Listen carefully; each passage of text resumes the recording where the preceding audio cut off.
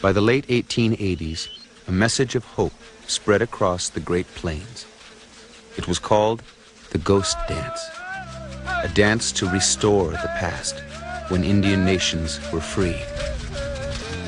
They danced without rest, on and on. Occasionally, someone thoroughly exhausted and dizzy fell unconscious into the center and lay there dead.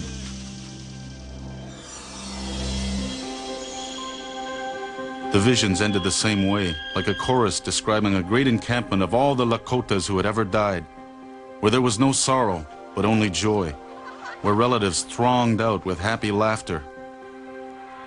The people went on and could not stop.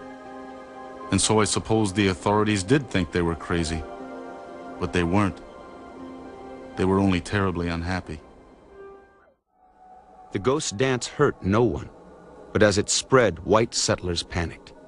The United States government outlawed the dance. The white men were frightened and called for soldiers. We had begged for life, and the white men thought we wanted theirs. Bigfoot was ordered to make camp along Wounded Knee Creek. In the morning, his people would be stripped of their weapons and escorted to Pine Ridge. Bigfoot made assurances of his peaceful intentions, and the band made camp. As the Indians set up their teepees for the night, they saw two manned Hotchkiss guns on the ridge above them. That evening, I noticed that they were also erecting cannons up there, Wasu Masu recalled, also hauling up quite a lot of ammunition. The guns were trained on the Indian camps, and the scene seemed terribly ominous. In the morning, under a clear blue sky, the Indians heard a bugle call.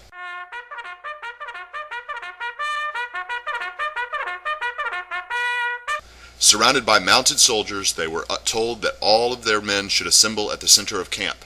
Suffering from pneumonia, Bigfoot was carried to the meeting. The captives were ordered to turn over their weapons. They called for guns and arms, White Lance recounted, so all of us gave the guns and they were stacked up in the center.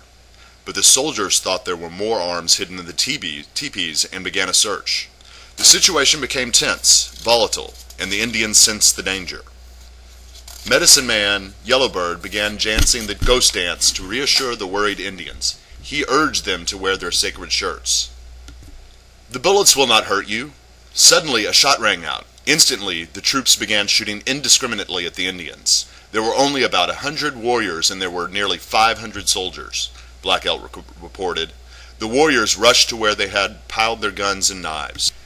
The Indians tried to defend themselves, but then they heard an awful roar, the death sounds of the Hotchkiss guns. Shells hailed down upon them at the rate of 50 per minute, each missile carrying a 2-pound charge that exploded into thousands of shrapnel. The smoke was so dense it was like fog, blinding the Indians.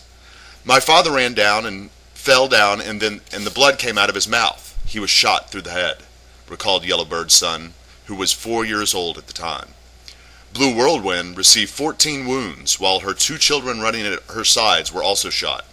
"We tried to run, but they shot us like we were buffaloes," said Louise Weaselbear. "I know there are some good white people, but the soldiers must be mean to shoot children and women." Fleeing the camp, the Indians were pursued by the soldiers. I saw some of the other Indians running up the coulee, so I ran with them, but the soldiers kept shooting at us and the bullets flew all around us, reported Mrs. Roughfeathers. "My father, my grandmother, my older brother, and my younger brother were all killed. My son, who was 2 years old, was shot in the mouth that later caused his death." Trails marked by blood and bodies radiated outward from the camp. Dead and wounded women and children and the little babies were scattered all along there where they had been trying to run away, Black Elk reported.